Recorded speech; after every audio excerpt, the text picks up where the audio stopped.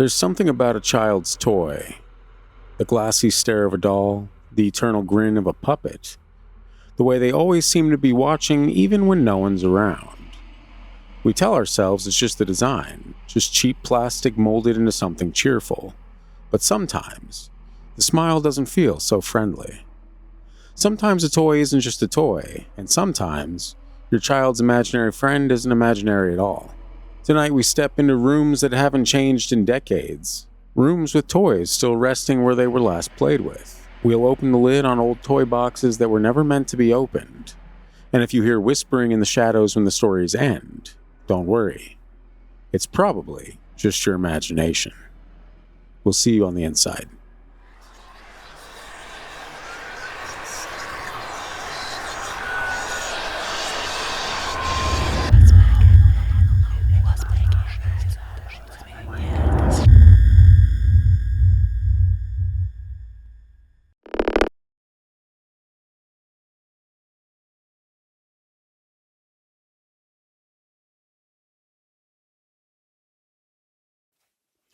Folks, welcome back to Sleep with the Lights On. It's been a while. And we have reformatted just a little bit this show, which was kind of thrown together back in the day, and we needed a break so it could be fleshed out properly. And we're back from outer space, and we just walked in to find you here with that sad look upon your face. Essentially, the format has shifted from 3 stories to 2 stories. Those 2 stories are now a little more theatrical and less just taken from the internet, to make it this more of a cinematic show. Isn't that neat? Isn't that fun? It's good to be back. It's been almost a year since we've recorded these episodes, Christian. That is absolutely wild. Doesn't seem like a year. I know. It sure doesn't seem like a year, but it has been. And that's fine. Time flies very quickly these days. This episode of Sleep with the Lights On is circling around some of our favorite subjects, actually, which includes haunted dolls. So we got a couple of good stories for you. I'm not really too sure. It's a little rough getting back into this. We're not really video people. We've been, audio folks lounging around, disgusting looking. We had to present ourselves now, which is not fun. But here we are, doing it for the tube. I am not disgusting. Sure. Anyway. This is weird. Isn't it? I'm not used to this setup. I know. Literally, we just got closer, is what it is. The chairs are about 3 feet apart now instead of 8 feet apart. And that's fine. It looks a little more cohesive. We moved some things around. Like I said, the other set was just thrown together for the sake of video, and it looked very disorienting, and it was just disgusting. And I never had the time to fix things or to move things around because we're constantly either recording or doing stuff for the actual podcast. And so the break was 100% necessary to clean things up a bit around here, make things look a little more professional. And here we are, getting back with our inaugural episode of the new season of Sleep with the Lights On, just in time for spooky season. Isn't that something? So we're going to go ahead and get started with this first story, which is called Charlie on the Shelf. Does he bite? Maybe, but you're calling back to a video that is long forgotten by this point in time, hopefully. Started it all. Charlie bit me. I know, that was like one of the most annoying videos of all time, and everyone thought it was the funniest thing ever. It was pretty funny the first time. The first time, yeah, out of the 200,000 times that everyone was like, have you seen the Charlie bit my finger video? And you're like, yeah, it's the only video on the internet. Of course I've seen it. Anyway. Now there's a new Charlie bit me type of video every day. It's hard to keep up. That is true. We are in the attention economy, unfortunately, for all involved. Anyway, in the early 1990s, a single mother named Dana moved into a modest 2-bedroom home in western Pennsylvania with her 4-year-old son, Adam. It was a fixer-upper, creaky floors, ancient wallpaper, and a cold draft that no amount of insulation seemed to fix. But it was theirs. It came cheap, likely because it had been vacant for nearly 15 years, ever since the elderly couple who lived there passed away within months of each other. Dana didn't ask too many questions. She just wanted a fresh start. A few days after moving in, Dana was unpacking boxes in Adam's new bedroom when she noticed something odd tucked behind a built-in bookshelf. She reached back and pulled out an old ventriloquist dummy. It had a cracked wooden face, thinning painted hair, and tiny dead eyes that refused to focus on anything. The name Charlie was etched into a metal plate on its back. Adam was instantly fascinated, and despite Dana's hesitation, he begged to keep it. "He's funny," Adam insisted. "Charlie wants to stay." At first, it seemed harmless. Adam would sit on the floor talking to the dummy for hours, laughing at jokes only he could hear. Dana chalked it up to imagination, but then Adam's behavior changed. He became withdrawn, only speaking when prompted, often looking past his mother as though someone else was whispering in his ear. At night, Dana would hear him having a full conversation in the dark, his tiny voice responding to another, deeper tone. One night, around 3 a.m., Dana was jolted awake by the sound of the hallway closet slamming shut. Heart pounding, she crept to Adam's room and found him sitting up in bed, the dummy in his lap. "Charlie doesn't like you being mad," he said, without blinking. "He says you don't listen." Dana tried to get rid of the dummy the next day. She took it outside, tossed it in a black trash bag, and drove it to a nearby dump. That night, Adam screamed until he vomited. "Charlie's cold," he cried. "You buried him. He's mad now." Dana, shaken, promised to get rid of any other toys that scared him, but never mentioned the dummy again. 3 nights later, Charlie was back, sitting on the bookshelf exactly where Dana first found him. She was certain she'd gotten rid of him. She even checked the trunk of her car to be sure. Nothing. But there he was. This time, Adam didn't speak to her for days. He simply sat with the dummy in silence, nodding to it as though receiving instructions. It escalated quickly. Dana started finding small scratches on her arms and legs in the morning, and she'd wake up to the sound of tiny footsteps running through the hallway. Doors she had locked would swing open, lights flickered constantly in Adam's room. One night, she swore she saw the dummy standing upright at the foot of her bed, just for a second, before vanishing in the blink of an eye. In desperation, Dana called in a local priest who specialized in, quote, spiritual house cleansing. He walked through the home, frowning more with each room. When he reached Adam's bedroom, he turned pale. "It's not the house," he said. "It's the object. That thing's not a puppet anymore." He attempted a blessing, but during the process, all the lights in the home surged and burst. Adam let out a blood-curdling scream from his bedroom, and when Dana rushed in, she found him unconscious on the floor, the dummy nowhere to be seen. It never returned. Adam, now in his 30s, remembers very little of that year. But every once in a while, he says he still dreams of a small wooden man with glassy eyes who tells him secrets in a voice he can't quite place. Spooky. No, thank you. I felt like with every sentence of that, I could hear my mouth popping more and more. And I don't know why I have cotton mouth like a mother, but here we are. So what's your take on that? I have a take that's a little out there. A little out there, you? That doesn't sound right. You know, anytime we get creepy haunted doll stories, it's kind of spooky. I don't like to imagine it, even though I know people have experiences with haunted dolls. I don't like to picture these things being real or like being harboring a spirit of some kind. But, you know, we have had plenty of stories come across the pipeline over the years, and even had Amanda in studio once talking about something similar with her, I think one of her kids' toys. And then a couple months ago, Annabelle, the haunted doll, killed a man. That is true. Allegedly, she has not stood trial just yet, but that is what is led to believe. This is America. It's different now. Annabelle's guilty, obviously. Classic. Yeah. I don't know, man. There's some creepy dolls out there, you know? There was a great Twilight Zone episode about a ventriloquist doll. No. It kind of took over things. Wasn't there a movie about that too? Like a haunted, I feel like there was. Movie?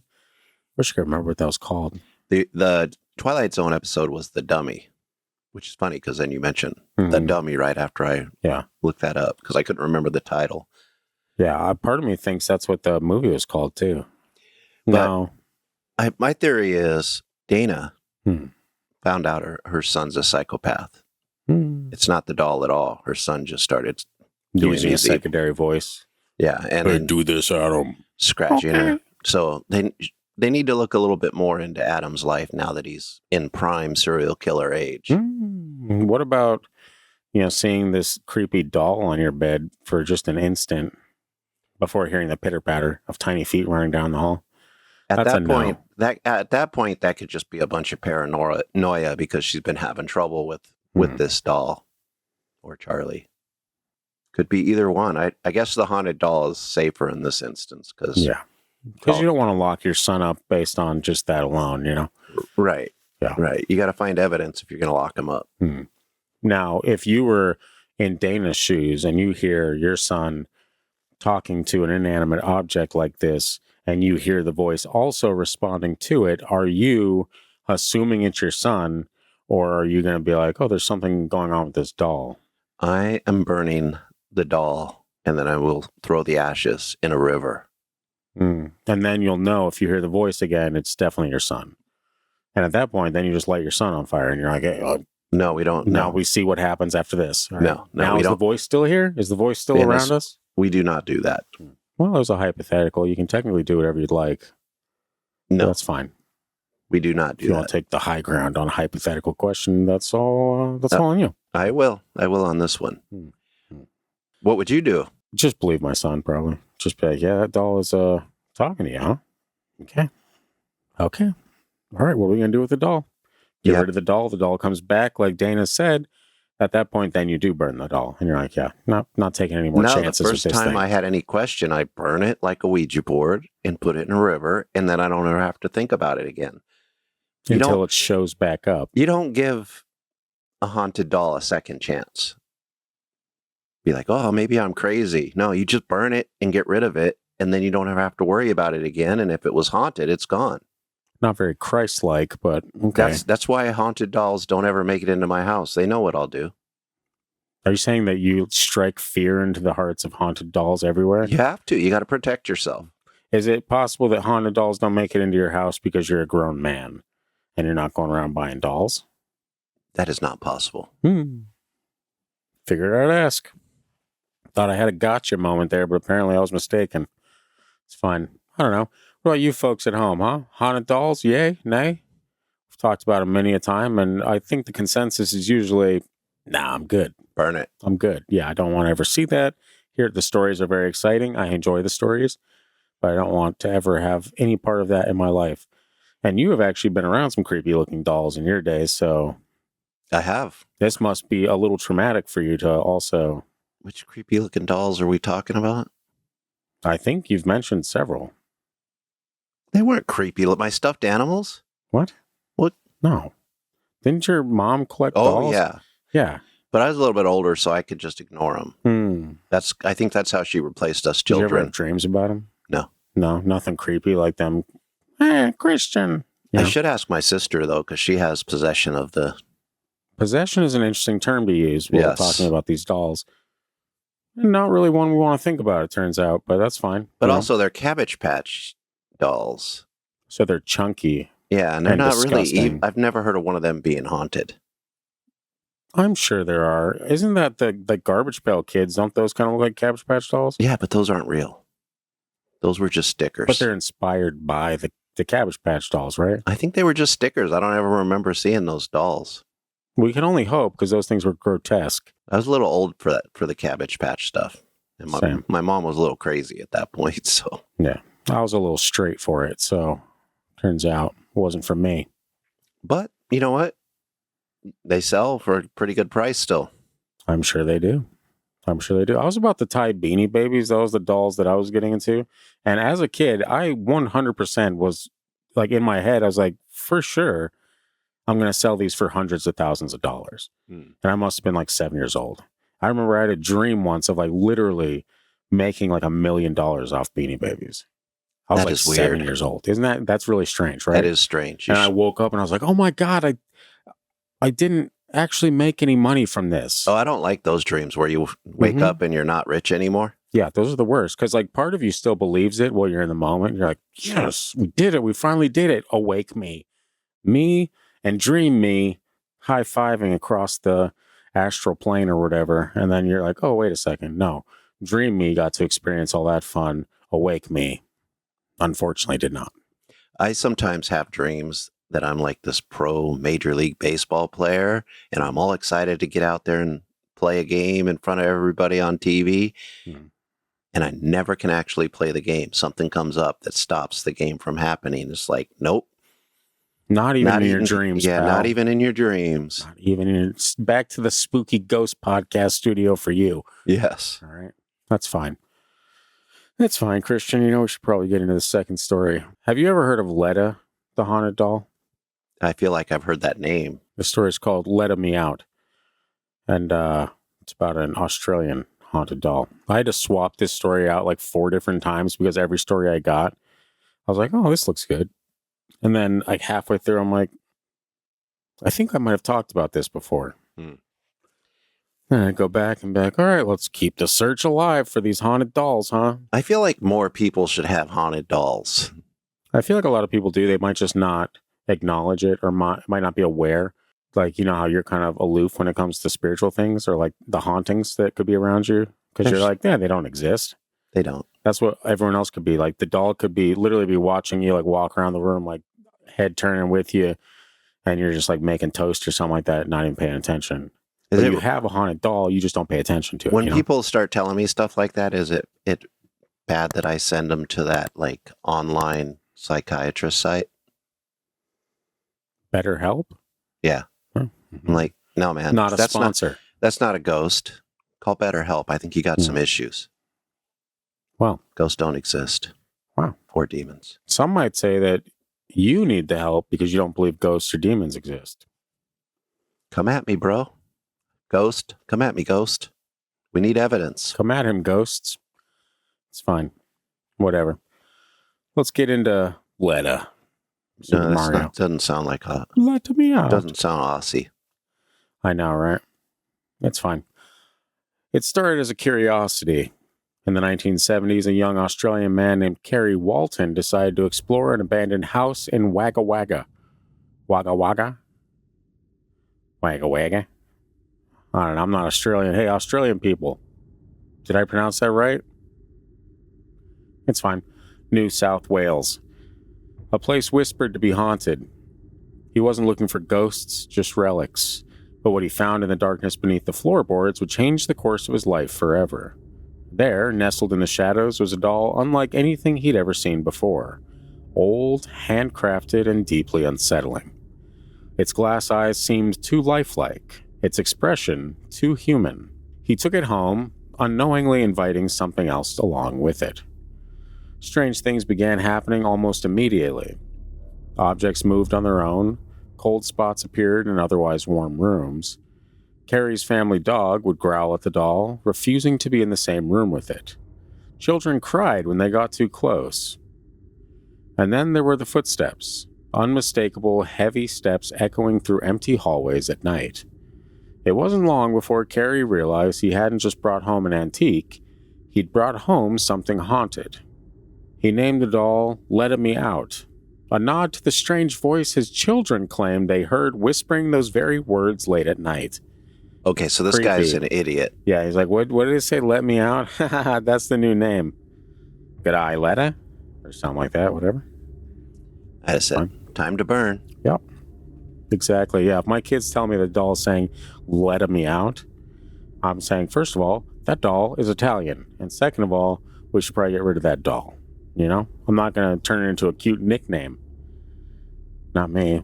But I'm not as whimsical as the Aussies might be in the audience, you know? The name stuck. And so did the reputation. People who touched the doll often felt dizzy or ill. Some reported intense feelings of sadness or panic. One woman claimed she couldn't breathe while holding it, as though invisible hands were pressing on her chest. And wherever Letta went, misfortune seemed to follow. Carrie began researching the origins of the doll, eventually consulting psychics and paranormal experts. You know the ones. Zach Baggins? Just kidding. Just kidding. He's not an expert. Yeah, you don't think they had telephones? I guess the 70s. I don't know. Maybe collect. Maybe a little more pricey back then. It's fine. If you really wanted answers, there was ways. Okay? And Zach Baggins was probably 4 years old back then. So you weren't calling him. You weren't calling the old bag. I'm sure they had a Catholic church nearby. That'll do. That'll do. And one psychic claimed the doll was over 200 years old, possibly crafted in Eastern Europe. Another said it housed the spirit of a child who had drowned, a boy who had somehow bonded with the doll in death. Others speculated darker origins, suggesting the doll may have been used in occult rituals or as a vessel for a trapped soul. Despite all of this, Carrie kept Letta. Carrie's an idiot. Carrie does sound a little idiotic, yes. Not out of fear, but out of responsibility. He believed the doll had chosen him, and that returning it to the earth or destroying it could provoke something far worse. Over the decades, Carrie toured with Letta, appearing on Australian television, at paranormal conventions, and in newspaper interviews. People lined up just to look at the doll, and many reported physical reactions even from a distance.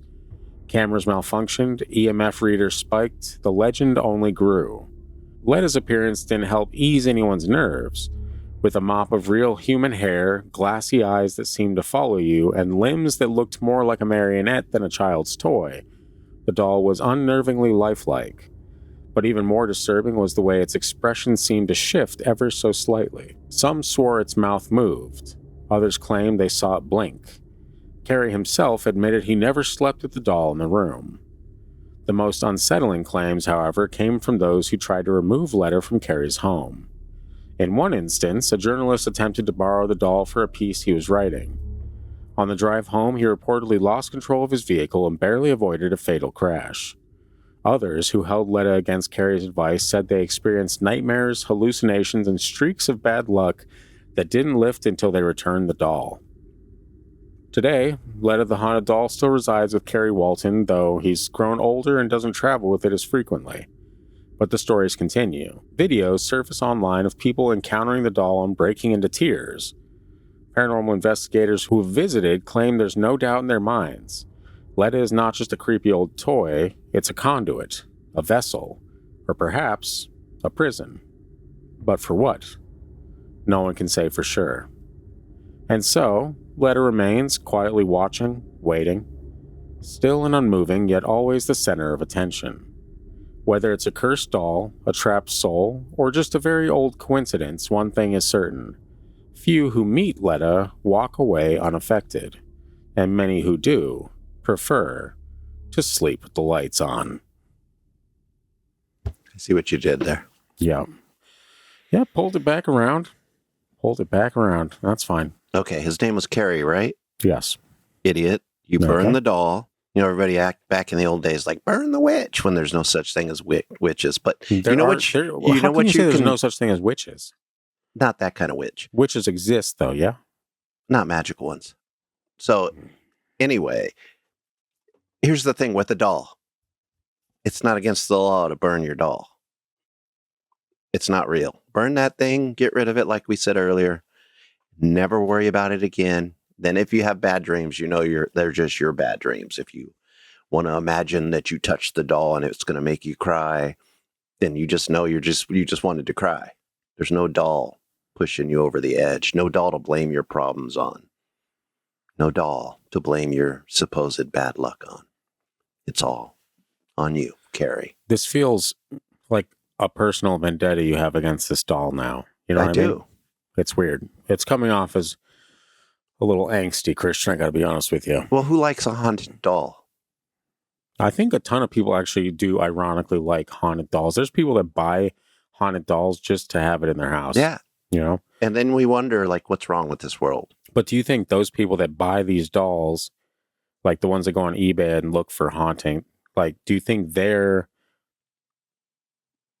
projecting their problems on the doll if anything goes wrong? They're imagining.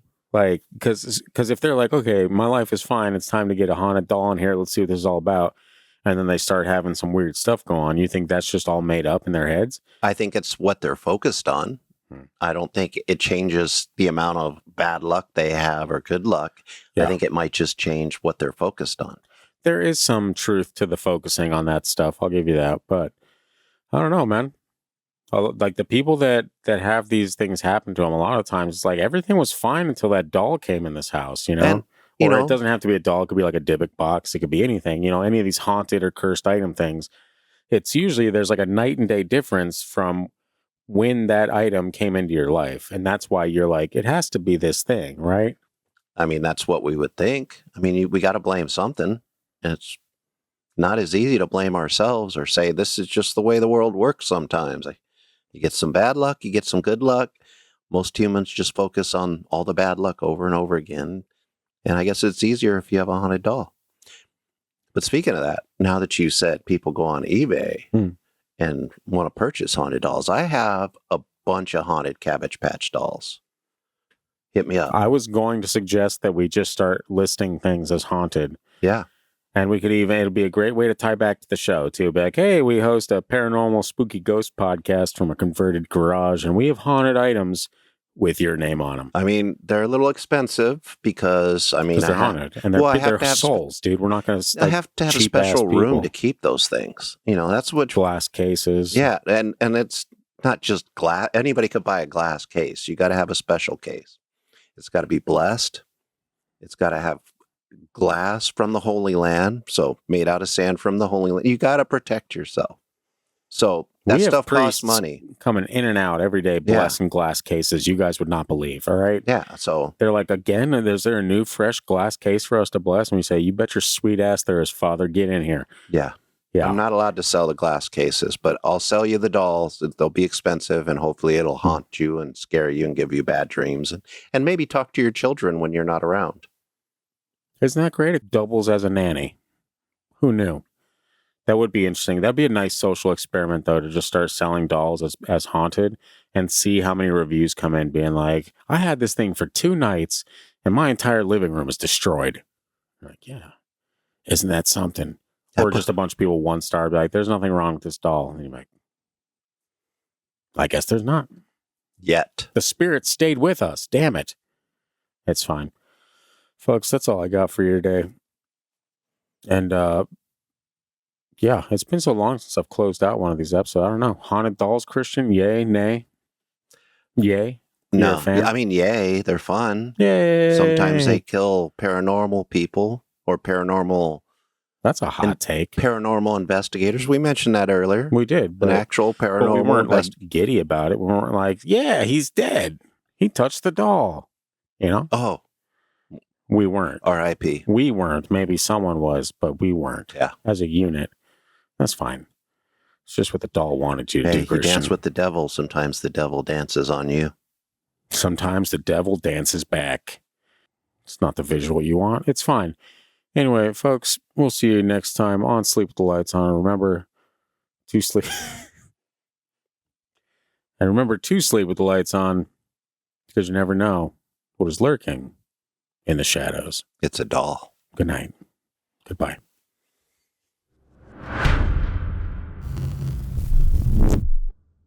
Be scared.